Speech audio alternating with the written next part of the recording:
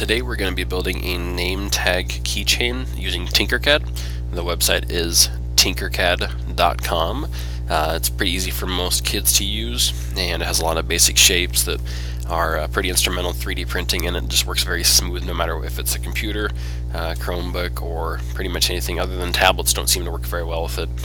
So for the purpose of this, I'm using a MacBook Pro. We're going to go ahead and get started. Your library is over at the right side. Before you get really going on a lot of things, that's important that you know that these things are all here. You can hide it if you click the little arrow at the side. Temporarily we'll get it away so you can see your entire work plane as well. The other thing that is kind of confusing for most people is if you right click on a PC or two-finger click on a Mac, you can actually click and hold down with those, and you can rotate your work plane. You can spin the thing in a full 360 degrees. You can also stop and do it again. You can actually go underneath the work plane into the negative space underneath it, which is actually one thing we want to stay away from. And as we make our design, I'll show you why we don't want to do that. The 3D printers don't print very well if there is some dead space, and so what we're trying to do is keep everything on the work plane to make life a little easier for us too. You can zoom in and out using your plus and your minus tools up at the top. If you have a wheel on your mouse, you can also zoom in and out by using the wheel, or if you have a Mac or a computer that has multi-touch on the touchpad, you can use two fingers to push it forward or backward, and you can zoom in and out that way too. If things get bad, or you just get confused about where you are, it's pretty good to go hit the reset button. That's your home button up here, and it will reset your view back to where we started from. So the first thing we want is we need to create a base for our name tag. We're going to do a solid body name tag keychain, and so we want to go click on our geometric section, and we want to grab a box. We're going to bring our box over to the canvas by clicking and holding down. If you grab a couple on accident like I just did, you can just click on one and press the delete key, and it will delete your shapes. We're going to zoom in just to make things a little easier for you, and I will click on my shape here. And as we look at our shape, we can see there are a bunch of little white and black boxes around our shape, and there's also a cone at the top. There's some rotating arrows here, and they can mess us up fairly quickly if we're not careful what we're clicking on. So for now, the purpose of what we're doing, we're actually just going to use these white handles on the top and these black handles on the bottom and the sides. So here's our square. I'll reset my home view just to get us back to where we were, and we'll zoom back in again using my wheel on my mouse or two-finger click on a Mac. What we want to do though is see that this dot is our height, and right now we are at 20 millimeters, and we actually only need it to be about 3. So I'm going to click and hold down on this white dot, and you can tell you're in the right spot if your ruler shows up and shows you that it is 20 millimeters tall. So I'm going to click and hold down, and I'm going to smush that down to 3 millimeters. And then while I'm here, I'm going to back out just a little bit, and I'm also going to change my length. So right now if I go touch this dot here at the end, it does light up red. I can see that one. There's my ruler there at the bottom, and I'm going to go ahead and stretch this one out as far as I can this way. And if you run out of room, that's completely fine. Some people like to shift and again either right click or two-finger click, and you can stretch it out by moving your canvas here. And I'll grab a hold of this black dot, which is kind of hard to see. We'll get rid of our library here just for a little bit, and there's my black dot. Again, if you can't see it, shift and right click or two-finger click to move it around to where you can, and then we're going to stretch this out, and I can see my numbers coming across here. We are going to stop when we see the number 100. So what we should have right now is a very long rectangle. It is 3 millimeters tall. It is also 20 millimeters deep, and if I touch over here, it's 100 millimeters long. You can also touch any of the white boxes on the corner, and it will show you the length and depth, or length and width depending on your shape, at the exact same time. So this is the rectangle base for our name tag, and that's a pretty good start for what we have now. The next thing we want to do is we're going to bring our library back over here, and we want to make a rounded end for our name tag. So I'm going to click and hold down on a cylinder and drag it out here to my work plane as well. And it's already by default, I'll just check, it is 20 by 20, which is exactly what we want it to be. And so the only thing I actually need to worry about is I'm going to zoom just so I can see it and rotate it. We just need to shrink it down to be the same height as our rectangle. So on this top here, I'm going to click this red one and hold down, and I'm going to shrink it down to 3 millimeters. So I have my two shapes now. I have my cylinder and my rectangle, and if I zoom out, I need to hook these two things together, and I also want to line them up perfectly. And TinkerCAD has a fast way to line things up. If I come up here anywhere and click and hold down, I can draw a box that covers both of my shapes, and now it shows me that it's selected this whole area of my work plane.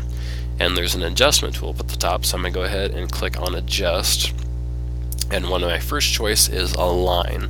So I'll click align, and now I have all these different black dots showing around my selection here. And if I touch them with my mouse, it shows me where it would line things up for me. So I'm going to go ahead and click on the left side. I'm going to click the middle dot, and that will line everything up in the center of the shape. And then I'm also going to click the very left dot here at the bottom, and that will line things up at the left edge. And my circle kind of disappears, which is okay. And I'm going to go ahead and click away from that. So now they're lined up. You can see though that basically it took my cylinder and just put it in the very end of my rectangle. So the easiest way, it's going to end up splitting our cylinder in half, and our cylinder was 20 millimeters wide, and so we only need about 10 of it sticking off the edge. So the easiest way is to click on your red rectangle, so it puts a box around it, and then on your keyboard you can use your arrow keys to nudge. And so I'm going to nudge this to the right 10 times. So 1, 2, 3, 4, 5, 6, 7, 8, 9, 10. And now if I zoom in on my shapes here, and that's in the middle, so I'm going to shift and right click, or shift and two finger click to move down, it splits the cylinder pretty much perfectly in half. And so I've got half of my shape inside the rectangle, half of it sticking out. And it does, even though they're different colors, looks pretty much like they are one shape now. But we can go ahead and tell TinkerCAD that we're done with these two individual shapes, and it'll make them into one shape for us. And the easiest way to do it is you just need to hit your home button, and you can draw a box that covers our entire set of shapes right here. So it'll put a box around both of them, and then now I can use my grouping feature up here at the top. And when it groups, it'll take those two shapes and render them into one actual shape and just get merged. And it takes the colors on, and there is my shape. So now I have a rounded rectangle, just like this one. And I'll reset my home view. You can move it around the work plane if you need to. It doesn't really matter. But that is the basis of our name tag. And we'll zoom in a little bit. So again, we should have a flat end on the right side for now, and then on the left end we also have a rounded end. So the last thing we want to do before we stop with step one is we also want to make a hole in the end of our keychain, so you can tie it onto a keychain, a backpack, or whatever you want. But we're going to do that by dragging a cylinder in, and this one's a little trickier. We're going to smush the cylinder. Right now it's 20 by 20. I'm just going to drag this around and make it a little easier to work with. But I'm going to go ahead and click on a corner, and if you hold down shift while you click, so I'm going to do a shift and a normal one finger or a left click, and if I push it in, it changes the depth and the width at the exact same time. So it's changing both measurements at the same time. And I'm going to go ahead and make mine 5 millimeters by 5 millimeters, so it is perfectly round. And then the other thing, which actually makes it really easy, is I'm going to make it really tall.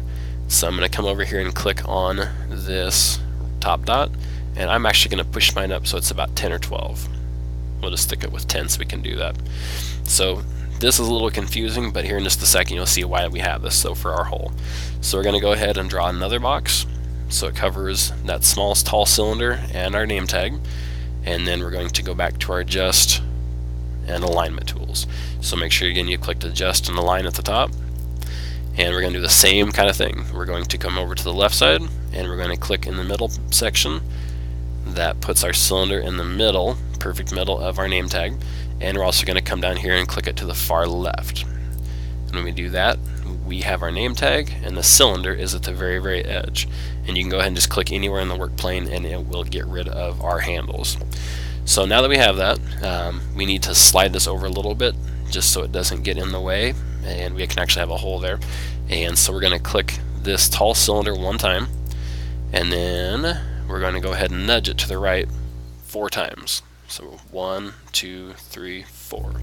And all that does is give us enough room at the end when we go to print that we'll actually be able to have some strength with our name tag here at the end. So the cylinder's in the middle, and then we have this much 3D printed material, and that'll give us enough strength that this thing won't break. So I'm going to go ahead and click over here in my work plane, and that takes the selection boxes off of everything.